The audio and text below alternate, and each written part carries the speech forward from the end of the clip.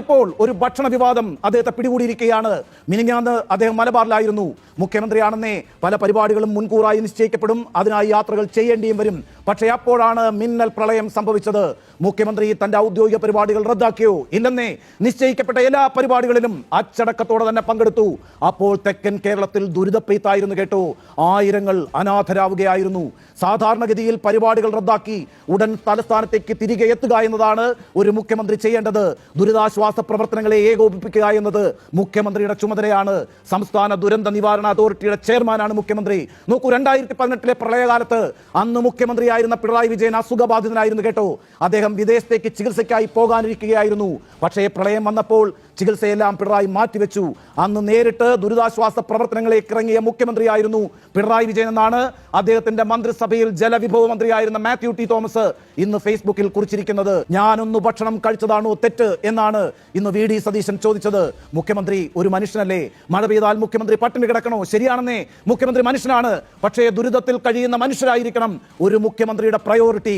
അതുകൊണ്ട് ദുരിത സ്ഥലത്തേക്ക് എത്തുക എന്നത് തന്നെയാണ് പ്രധാനം.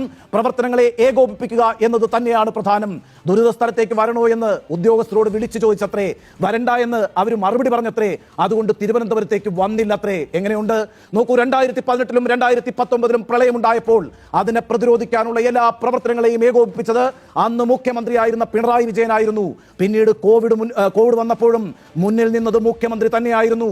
അതുകൊണ്ടാണെന്നേ 2021 CPM-നും LDF-നും തുടർ ഭരണമുണ്ടായത്. അന്ന് പ്രതിപക്ഷത്തിന് സർക്കാരിനെതിരെ ഒന്നും നാവുയർത്താൻ പോലും കഴിഞ്ഞിട്ടില്ല കേട്ടോ. ആ പാഠം നമുക്ക് മുന്നിലുണ്ട്. അപ്പോഴാണ് മിന്നൽ പ്രളയം സംഭവിക്കുമ്പോൾ വി ഡി സതീശൻ മലബാറിലെ പരിപാടികളിൽ വ്യാമുക്തനായത്. അതുകൊണ്ടാണ് ഒരു ഭക്ഷണം വിവാദമാകുന്നത്. ഒരു ദുരന്ത സാഹചര്യത്തിലാണെന്നേ ആ റീലുകൾ പുറത്തേക്ക് വന്നത്.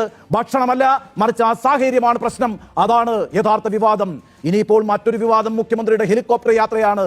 സംസ്ഥാനത്തിന് സ്വന്തമായി ഒരു ഹെലികോപ്റ്റർ ഉണ്ടാകണം എന്നാണ് കേട്ടോ സർജിക്കൽ സ്ട്രൈക്കിന്റെ അഭിപ്രായം. നോക്കൂ, നമ്മുടെ സംസ്ഥാനത്ത് സ്വകാര്യ വ്യക്തികൾക്ക് പോലും ഹെലികോപ്റ്ററുകളുണ്ട്. അതത്ര ചെലവുള്ള കാര്യമൊന്നുമല്ല. 100 കോടി രൂപയുണ്ടെങ്കിൽ ഒരു ഹെലികോപ്റ്റർ വാങ്ങാവുന്നതേ ഉള്ളൂ. അത് ആഡംബരമല്ല, സംസ്ഥാനത്തെ സംബന്ധിച്ച് അത് അത്യാവശ്യമാണ്. പിണറായി വിജയൻ മുഖ്യമന്ത്രിയായിരുന്ന കാലത്ത് 2020 ഒരു ഹെലികോപ്റ്റർ വാടകയ്ക്കെടുത്തത്. മാസം 80 ലക്ഷം രൂപയാണ് വാടക. സത്യത്തിൽ അത് നമുക്കൊരു നഷ്ടമാണ്. അത് മാത്രമാണ് യഥാർത്ഥത്തിൽ എതിർക്കപ്പെടേണ്ട ഒരു കാര്യം. ദുരന്തങ്ങൾ ഉണ്ടാകുമ്പോൾ അല്ലെങ്കിൽ അടിയന്തരമായി വൈദ്യസഹായങ്ങൾ എത്തിക്കേണ്ട സാഹചര്യം ഉണ്ടാകുമ്പോൾ ഈ ഹെലികോപ്റ്ററൊക്കെ വലിയ സഹായകമാകും. നമ്മൾ കുറച്ചുകൂടി തുറന്ന മനസ്സോടെ കാര്യങ്ങളെ സമീപിക്കണം. അതൊന്നുമല്ലെന്നേ യഥാർത്ഥ ദൂർത്ത് മറ്റു പലതുമാണ്. അവിടേക്ക് നമ്മുടെ കണ്ണുകൾ എത്താറുമില്ല. അത് പോകട്ടെ, ആ ഹെലികോപ്റ്റർ മുഖ്യമന്ത്രി സ്വകാര്യ ആവശ്യത്തിന് ഉപയോഗിച്ചു. അതാണ് പ്രശ്നം. മുമ്പ് ഹെലികോപ്റ്റർ വാടകയ്ക്കെടുത്തതിനെ ശക്തമായി വിമർശിച്ച ആളാണ് കേട്ടോ വി ഡി സതീശൻ പോയത് ഭാര്യാപിതാവിനെ കാണാനാണെന്നേ. അതൊക്കെ വേണ്ടതല്ലേ എന്നാണ് കെ മുരളീധരൻ ഇന്ന് ചോദിച്ചത്.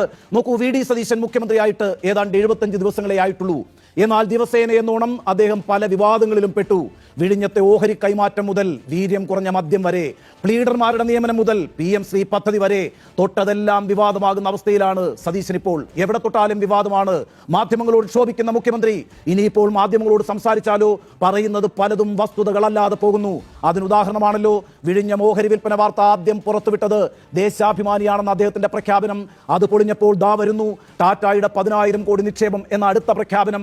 അത് ടാറ്റ തന്നെ നിഷേധിച്ചു. പിന്നെ KSU-വുമായുള്ള ഏറ്റുമുട്ടൽ എന്ന് വേണ്ട സംഭവ ബഹുലമായിരുന്നു കേട്ടോ കഴിഞ്ഞ 2.5 മാസങ്ങൾ. നോക്കൂ, പാർട്ടികളുടെ പ്രക്ഷോഭം ഡൽഹിയിൽ നടന്നു. അവിടേക്ക് കോൺഗ്രസ് നേതാക്കളും മുഖ്യമന്ത്രിമാരും ഒക്കെ എത്തി. അവിടെ സതീശനെ മാത്രം കേന്ദ്രീകരിച്ച് എത്ര മൊബൈൽ ക്യാമറകളാണ് പ്രവർത്തിച്ചത്. സതീശൻ പക്ഷേ അതറിഞ്ഞില്ല എന്ന് വേണം കരുതാൻ. അതൊരു വലിയ വീഴ്ചയായി പോയി കേട്ടോ. പ്രക്ഷോഭത്തിനിടെ നിശബ്ദനായി നിസ്സംഗനായിരിക്കുന്ന മുഖ്യമന്ത്രിയുടെ ദൃശ്യങ്ങളാണ് സമൂഹ മാധ്യമങ്ങളിൽ അന്ന് പ്രചരിച്ചത്. അത് മോഡിയെ പേടിച്ചാണെന്ന ട്രോളുകൾ സോഷ്യൽ മീഡിയയിൽ പാറി പറന്നു. പോരാത്തതിന് മന്ത്രിമാരും MP-മാരും എന്തിനേറെ സതീശന്റെ നേതാവായ രാഹുൽ ഗാന്ധി തന്നെ അറസ്റ്റ് വരിച്ചപ്പോഴാണ് സതീശൻ 8 മണിയുടെ ഫ്ലൈറ്റ് പിടിച്ച് രാത്രി തിരുവനന്തപുരത്ത് ലാൻഡ് ചെയ്തത്.